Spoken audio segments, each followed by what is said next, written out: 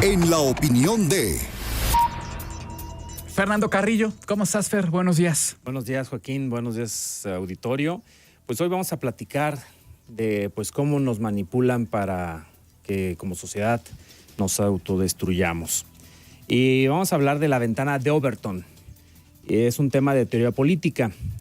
El término Overton Window fue acuñado por colegas de Joseph P. Overton, una persona que nació en 1960 y murió en 2003 a los 43 años, muy joven, y que después de su muerte se acuñara este término por sus colegas.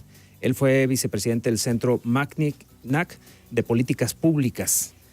Y bueno, nos habla del grado de aceptación de las ideas que pueden transitar desde lo impensable a lo radical, a luego aceptable, después sensatas, hasta hacerse ideas populares y terminar en políticas públicas o leyes. Esta ventana de Overton es muy interesante y quisiera, para entenderla, decir que consiste en una secuencia concreta de acciones con el fin de conseguir el resultado deseado. Voy a escribir un ejemplo muy interesante del columnista Evgeny Gorsazan, que pone un ejemplo radical de cómo convertir aceptable la idea de legalizar el canibalismo paso a paso, desde la fase en que se considera una acción repugnante e impensable, completamente ajena a la moral pública, hasta convertirse en una realidad aceptada por la conciencia de masas y la ley. Eso no se consigue mediante un lavado de cerebro directo, sino con técnicas más sofisticadas que son efectivas gracias a su aplicación gradual, coherente y sistemática, sin que la sociedad se dé cuenta de este proceso. Todos conocemos o hemos escuchado alguna vez la metáfora de la rana hirviendo. Si se deja caer una rana en una olla de agua hirviendo, la rana saltará y tratará de huir de la olla.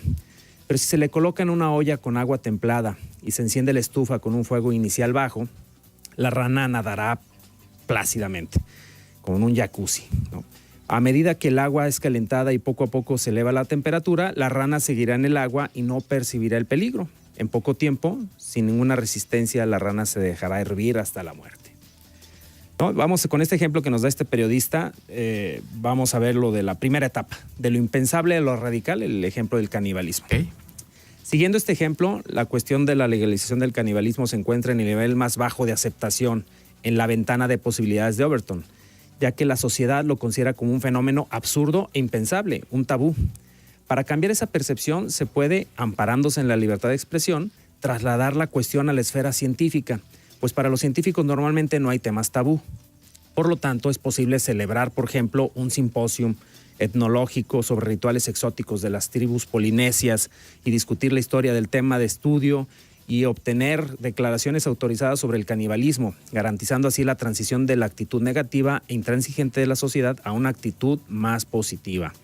Simultáneamente, hay que crear algún grupo radical de caníbales, aunque exista solo en Internet, que seguramente será advertido y citado por numerosos medios de comunicación. Como resultado de la primera etapa de Overton, el tabú desaparece y el tema inaceptable empieza a discutirse. Segunda etapa, de lo radical a lo aceptable. En esta etapa hay que seguir citando a los científicos, argumentando que uno no puede blindarse a tener conocimiento sobre el canibalismo, ya que si alguna persona se niega a hablar de ello, será considerado un hipócrita intolerante. Al condenar la intolerancia, también es necesario crear un eufemismo para el propio fenómeno, para disociar la esencia de la cuestión de su denominación, separar la palabra de su significado. Así el canibalismo se convierte en antropofagia y posteriormente en antropofilia. Paralelamente, se puede crear un precedente de referencia histórico, mitológico, contemporáneo o simplemente inventado. Pero lo más importante es que sea legitimado, para que pueda ser utilizado como prueba de que la antropofilia en principio puede ser legalizada. Tercera etapa, de lo aceptable a lo sensato. Para esta etapa es importante promover ideas como las siguientes. El deseo de comer personas está genéticamente justificado. O a veces una persona tiene que recurrir a eso si dan circunstancias apremiantes. O un hombre tiene el derecho de decidir qué come.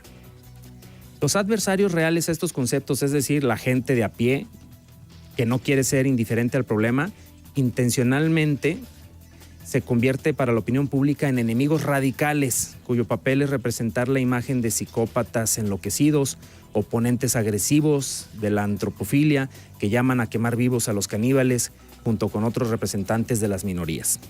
Expertos y periodistas en esta etapa demuestran que durante la historia de la humanidad siempre hubo ocasiones en que las personas se comían unas a otras y que eso era normal. Cuarta etapa, de lo sensato a lo popular. Los medios de comunicación, con la ayuda de personas conocidas y políticos, ya hablan abiertamente de la antropofilia. Este fenómeno empieza a aparecer en películas, letras de canciones populares y videos. En esta etapa comienza a funcionar también la técnica que supone la promoción de las referencias a los personajes históricos destacados que practicaban la antropofilia. Para justificar a los partidarios de la legalización del fenómeno, se puede recurrir a la humanización de los criminales mediante la creación de una imagen positiva de ellos diciendo, por ejemplo, que ellos son las víctimas, ya que la vida los obligó a practicar la antropofilia.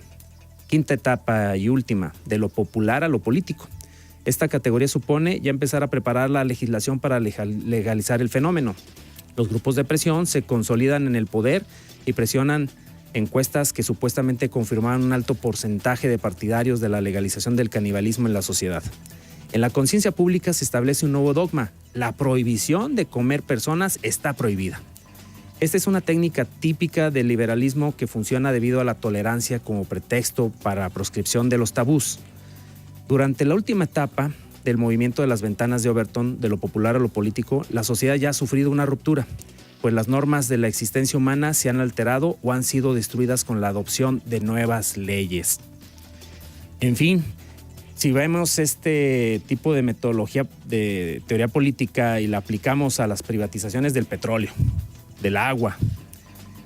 Hoy tenemos un gobierno de izquierda y particularmente el gobierno de Andrés Manuel López Obrador, que durante 3 oportunidades, pues bueno, ha ido manejando su tema de manera muy interesante hasta que hoy pues es prácticamente lo que era deseable para la sociedad. Pero tenemos en puerta ya grupos de presión en la ONU para pues promulgar como un derecho humano la pederastía, la pedofilia. Vamos, o sea, pues todo ha cabido dentro de esta ventana de Overton y la verdad es que no es que la sociedad esté evolucionando de manera positiva. Hay grupos de presión que están haciendo que cambiemos nuestra forma de ser, de pensar, que formemos cultura a través de nuevas leyes, de nuevos derechos, neoderechos humanos que no existían y que era impensable que existieran. Hoy, bueno, pues estamos ante la autodestrucción de la sociedad si no nos ponemos listos, si no nos vamos a trabajar en nuestra niñez, en nuestra juventud y pues retomar valores, principios que nos hagan ser una sociedad que evolucione de manera positiva y no a lo que pequeños grupos o laboratorios de reingeniería social nos están llevando, ¿no? Ahí está, es una realidad y se parece mucho a lo que nos está pasando. Parece ficción. Exactamente. ¿Tu contacto, Fer? Cómo no, estamos en YouTube, en Fernando Carrillo L, en www.fernandocarrillo.org y en el 915-2831 en horarios de oficina, a sus órdenes. Gracias. Buen día. Fernando Carrillo, comentarista en Buenos Días Aguascalientes. Son las 8:50, temperatura 16 grados. Hacemos la última pausa. Regresamos.